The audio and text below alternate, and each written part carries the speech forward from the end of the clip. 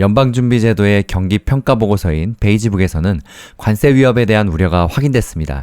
2월 베이지북에서 관세가 총 49회 그리고 불확실성이란 표현이 총 47회 언급됐는데 이는 직전 보고서와 비교해서 급격히 증가한 수치입니다. 개별 지역 논평 또한 대부분 지역의 관계자들은 투입물에 대한 잠재적인 관세로 가격이 인상될 것으로 예상했으며 선제적으로 가격을 올렸다는 보고도 있었다고 말했습니다. 또 석유화학 제품부터 사무용 장비까지 제조업체들은 무역정책 변화에 대한 잠재적 영향에 우려를 표명했다고 밝혔고 기업들이 선제적으로 가격을 인상했다는 보고가 있었다고 썼습니다. 연준은 실제로 경제활동이 둔화되거나 정체된 지역은 늘어났다고 진단했는데요. 12개의 연방준비은행 관할 지역 중에 4개의 지역에서 경제활동이 완만한 성장을 나타낸 반면에 6개 지역에서는 경제활동이 정체됐고 2개 지역에서는 위축됐다고 합니다. 지난 1월 공개된 베이지북에서 12개 모든 지역의 경제활동이 약간 또는 완만히 증가한 것에 비춰보면 2달 만에 경제활동이 악화된 것으로 볼 수 있는데요. 시카고 상품거래소 페드워치 툴에 따르면 상반기에 기준금리가 동결될 확률은 22.5%로 소폭 상승했습니다. 전날 마감 무렵에는 18.9%였습니다. 대신 상반기 내에 25bp 인하 확률은 50.8%로 소폭 올랐고 50bp 인하 확률은 25.1%로 내려갔습니다. 최근 증시 변동성이 극심해지면서 피로를 느낀 개인 투자자들은 자금을 빼고 있는 것으로 나타났는데요. JP모건 체이스에 따르면 개인 투자자들이 이날 미국 증시에서 약 12억 달러, 우리 돈으로 1조 7,352억 원을 빼간 것으로 집계됐습니다. 변동성이 급증하면서 투자 심리가 위축되고 있다는 신호라고 하는데요. 야데니 리서치의 에드 야데니 최고 투자 전략가는 관세를 늦추기 위한 마지막 순간 협상이 없다면 경기 침체 위험이 커지고 있다면서 현재 경기 침체와 하락장 가능성은 35%라고 말했습니다. 그는 트럼프 2기의 어지러운 행정명령과 해고, 관세가 투자자들을 혼란스럽게 만들었다며 경제에서도 자신감을 흔들고 인플레이션 공포에도 불을 지폈다고 평가했습니다. 한편 미국 증시의 변동성이 커지면서 미국 주식을 담보로 대출을 받는 국내 투자자들의 긴장감이 높아지고 있다고 하는데요. 미국 시장은 하루 변동폭 제한이 없어서 급락 시의 반대 매매 위험이 크며 원달러 환율 변동까지 고려해야 해서 부담이 더욱 커집니다. 최근 원달러 환율이 불안정한 흐름을 보이는 가운데 미국의 주요 기술주들이 하락세를 보이면서 해외 주식담보대출, 주담대를 이용한 투자자들의 반대 매매 가능성이 높아지고 있다고 합니다. 해외 주담대는 원화로 대출이 이루어지는 만큼 환율이 하락하면 담보가치도 함께 줄어들어서 추가 자금 납입이 필요할 수 있는 상황입니다. 국내 증권사들은 해외 주식 담보 대출 시에 기업의 신용도와 거래량을 평가해서 담보 유지 비율을 설정하는데요. 만약 담보 가치가 일정 비율 이하로 떨어지면 추가 자금 납부 요청이 들어오며 미납 시에 반대 매매가 진행됩니다. 미래에셋증권은 주식을 A부터 F군으로 구분해서 140에서 165%의 담보 유지 비율을 적용하고 있는데요. 예를 들어서 A군 주식을 담보로 100만 원을 대출받았다면 담보 가치가 140만 원 밑으로 떨어질 경우 반대 매매 가능성이 높아집니다. 한국투자증권은 S부터 B 등급으로 나누고 담보 유지 비율을 150에서 170%로 설정하고 있다고 합니다. 문제는 미국 증시의 변동성이 워낙 크다는 점인데요. 국내 주식은 하루 변동폭이 플러스 마이너스 30%, 그러니까 상한가 하한가로 제한되어 있지만 미국은 하루아침에 주가가 폭락할 수 있어서 담보 비율을 맞추지 못할 가능성이 높습니다.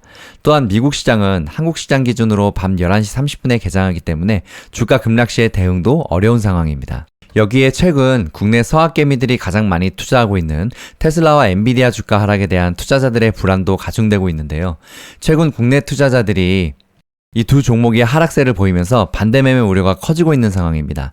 테슬라는 지난달 26일 8.39% 급락하면서 시가총액 1조 달러 밑으로 내려갔고 같은 달 27일 트럼프 전 대통령이 캐나다, 멕시코, 중국에 대한 추가 관세 부과 강침을 발표하면서 테슬라는 3.04% 추가 하락했었습니다.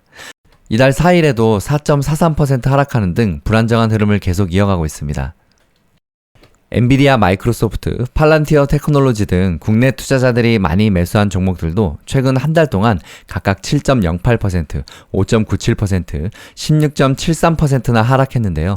주가가 더 떨어지면 이들 주식들을 담보로 대출을 받는 투자자들은 담보 유지 비율을 맞추기 위해서 추가 자금을 투입해야 합니다. 환율 상승이 담보 가치에 긍정적인 영향을 줄 수도 있지만 최근 원달러 환율 상승률은 0.75%에 불과해서 주식 하락폭을 상쇄하기에는 부족하다는 분석도 나오는데요. 증권사들은 매일 외화고시 환율을 기준으로 담보 가치를 평가하기 때문에 환율 변동성도 투자자들에게 부담이 될 수 있습니다. 금융투자업계 관계자는 미국 주식시장의 변동성이 커질수록 주식담보대출을 받을 때 신중해야 한다며 반대매매 위험과 환율 변동성을 함께 고려한 리스크 관리가 필요하다고 조언했습니다. 이게요, 말이 조언이지 그냥 하지 마세요. 제가 엊그저께도 우스갯소리로 말씀드렸는데 주식담보대출로 돈 버는 거 워런 버핏의 할아버지가 와도 못합니다. 투자는 내가 벌은 내 돈으로 내 계좌에 내가 직접 하는 것입니다. 여기서 말하는 내가 번 돈은 플러스 여윳돈입니다. 다음 기름값 봅니다. 국제유가는 이날 관세 전쟁으로 인한 에너지 수요 감소에 대한 우려가 계속되면서 나흘 연속 하락했는데요. 뉴욕 상업거래소에서 그날물인 4월 인더분 서부 텍사스산 원유 WTI는 전장보다 2.86%, 1.95달러 급락한 배럴당 66.31달러에 거래를 마감했습니다. 런던 선물거래소의 브렌트유는 5월분 인더분은 전장보다 2.45%, 1.74달러 내려간 69.3달러에 거래를 끝냈습니다. 장 초반에 유가는 상승하기도 했었는데요. 하워드 루트닉 미국 상무부 장관이 한 인터뷰에서 캐나다산 에너지 수입품에 대한 10%의 관세 철회를 고려할 수 있다고 말한 영향이라고 로이터 통신은 분석했습니다. 그러나 미국 원유 재고가 예상치를 상회하면서 유가는 급격히 떨어지기 시작했는데요. 원유 재고 증가는 경제 둔화의 신호로 해석되기도 합니다. 미국 에너지정보청에 따르면 지난주 상업용 원유 재고는 직전주 대비 361만 4천 배럴 증가했다고 합니다. 시장 예상치는 90만 배럴이었는데요. 브렌트유는 원유 재고 데이터가 발표된 이후 2달러 이상 급락하기도 했습니다. 애슐리 켈티 애널리스트는 로이터에서 미국이 중국과 캐나다, 멕시코에 관세를 부과하면서 신속한 보복을 촉발해 경제성장 둔화와 그에 따른 에너지 수요 둔화에 대한 우려를 높인 것이라고 지적했습니다. JP모건에 따르면 미국 국내 총생산 GDP 성장률이 100bp 하락하면 글로벌 원유 수요는 하루 18만 배럴 감소할 수 있다고 분석했습니다. 또 사우디아라비아가 주도하는 산유국 협의체인 석유 수출기구 오펙 플러스가 2022년 이후 처음으로 증산 계획을 발표한 점도 계속해서 유가에 하방 압력을 가하고 있습니다.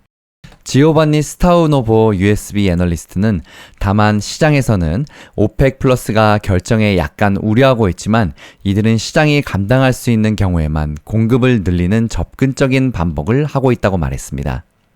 미국 증시 브리핑 이것으로 마칩니다. 와, 오늘 날씨가 완전 봄 날씨네요. 많이 따뜻해졌네요. 힐링가족 여러분, 성공투자 파이팅!